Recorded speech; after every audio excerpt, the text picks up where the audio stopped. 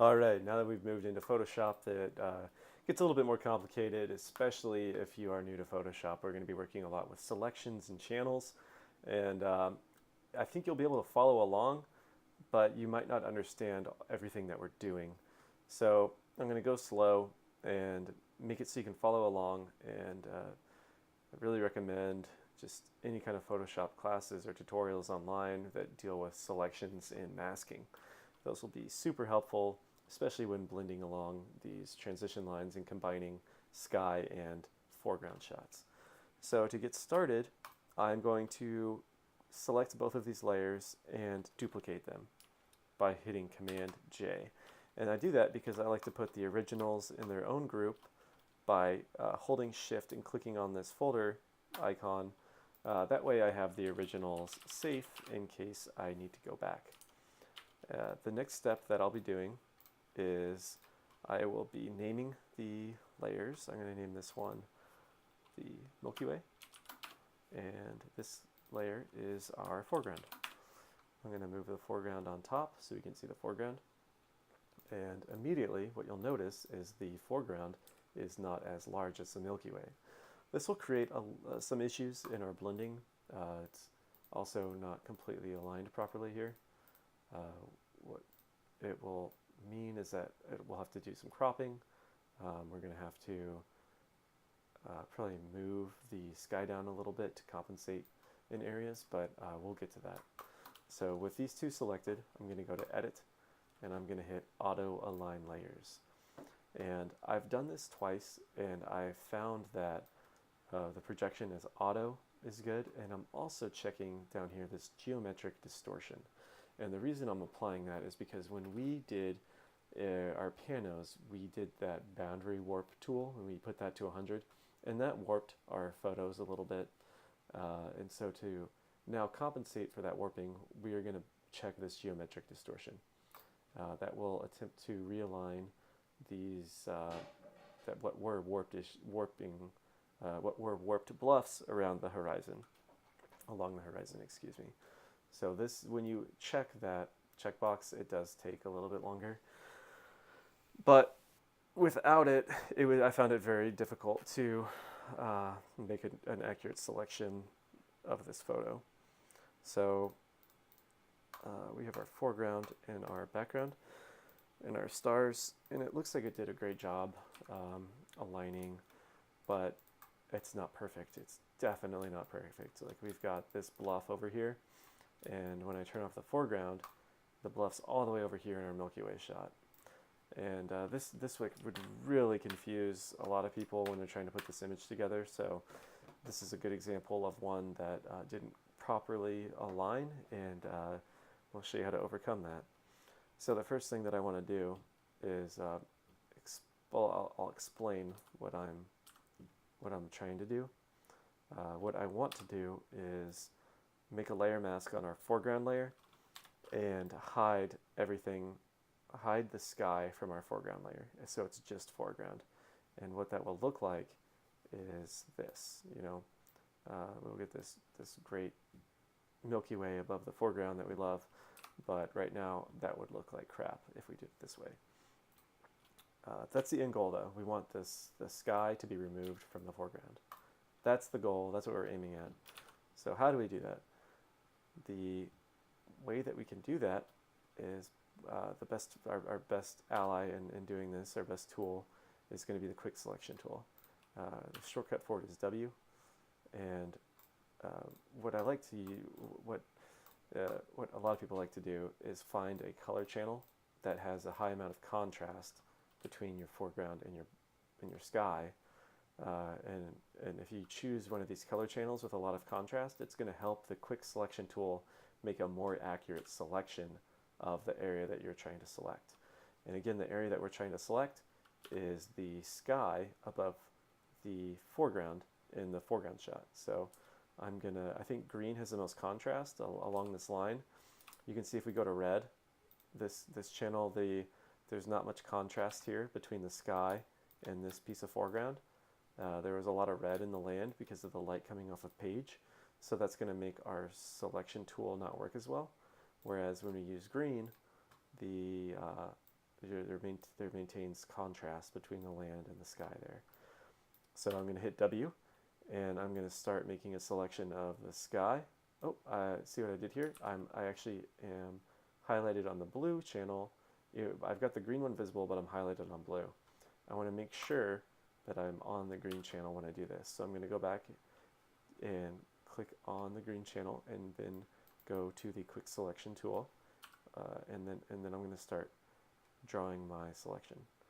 And I'm just clicking and dragging, and as I drag, the selection builds until eventually the software is smart enough that it decided it liked all of this area. It figured out exactly what area I was trying to select. So the marching ants are highlighting my selection right now, and I want to add to this selection through a channel. And the way that I do that, and this is what I do, I come over here to this Channels tab, and if it's not open, you click on Window and you make sure Channels is open. I come over here and I hit this button, this washing machine, that is Save Selection as Channel. And if I do that, it will show me exactly what I have selected. Everything in white is what I have selected. And you can see that I'm missing a little bit over on this side and at the top and on this right side. So the really cool thing about working on your selections in a channel is that you can add your selection with a paintbrush. So I've got this selection saved as a channel, and I'm going to use my paintbrush to then paint more to my selection. And that's really confusing, but what you should realize is that everywhere I'm painting white is going to be additional area that I select when I go back to the picture. So now I've got the entire sky white, which means the entire sky will be selected. I'll go back to my foreground picture here, and I'm going to click Add Layer Mask. And this adds the mask, which allows me to paint through to reveal the Milky Way. And if I paint through with black, it'll show me what's below. But I want to paint while I have that selection active, this selection that we just made. So I'm going to click on that channel, and I'm going to go and hover over this button here, and it says Load Channel as Selection. And that's the one we want to click. And once we do that, you can see the marching ants come back, and we've got this channel loaded as a selection. So we have the selection, and I'm going to return to the image and click on this layer mask. It's vital that you have this layer mask selected. Don't have the actual layer selected here. You want to make sure you have the layer mask selected. So once I have the mask selected, I'm going to go to my brush tool, and with a soft brush, and I'm going to start at 100% opacity with a big brush. I'm just going to go along here and paint with 100% just to get the top part. It's looking good. And if I want those marching ants to go away, I hit Command H, and those ants will go away. And as I'm getting closer to this transition zone, I'm going to decrease the opacity. I'm going to go down to 70%. I'm going to make my brush a little bit bigger, and I'm just going to lightly go over a couple times this transition zone. And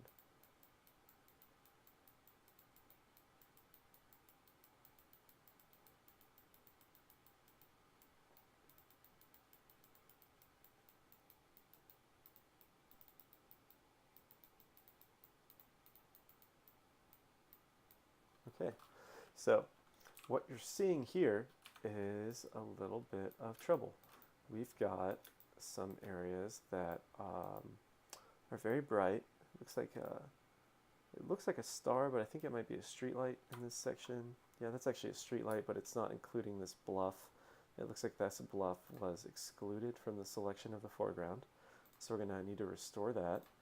And we're also seeing the biggest thing that you're seeing, that you're like, this doesn't look right. It's because the foreground right now is brighter than the sky. And that's not something that's natural. That's something we do not want to see. The foreground should be darker than the sky. And the way that we're going to fix that is we are going to add an adjustment layer to both the foreground and our sky layer.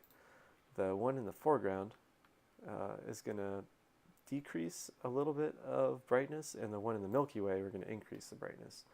So I'm going to click on this Milky Way layer, and then I'm going to click on this icon down here, and that is Create New Fill or Adjustment Layer.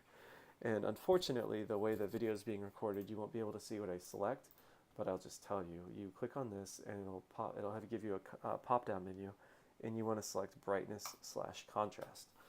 And when you do that, what happened when I clicked on that is that it made it with this layer mask that is already partially filled in. You can see there's white and black on it.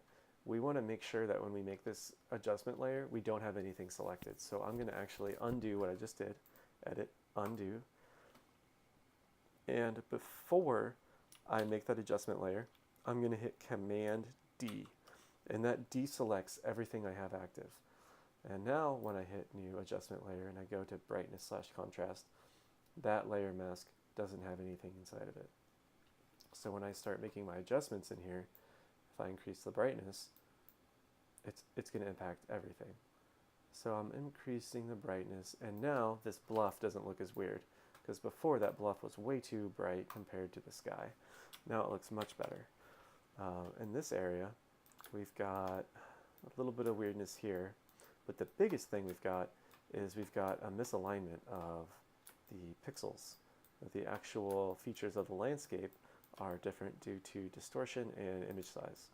So the best way that I've found to fix this issue is by taking our Milky Way layer, clicking on it here, and what we're going to do is hit the V tool or the Move tool, and you can either go left and try to hide it behind the actual feature itself, or go down. And the reason, I'm going to reset it, and the reason I like to go down is because when you do, you remove some of that light pollution. You remove some of this orange glow down here. So if you move it down, we remove the glow, and we also hide that bluff, which is dark in our shot. So I'm using the arrow keys to nudge it down, and I'm nudging it just below all of our features in the horizon. And now we've got this smooth transition from, there's a little bit just right there. I think I'll go through and fix that with the clone stamp tool later. But for the most part, we've got our foreground bluffs in a field of stars, and it doesn't look awkward.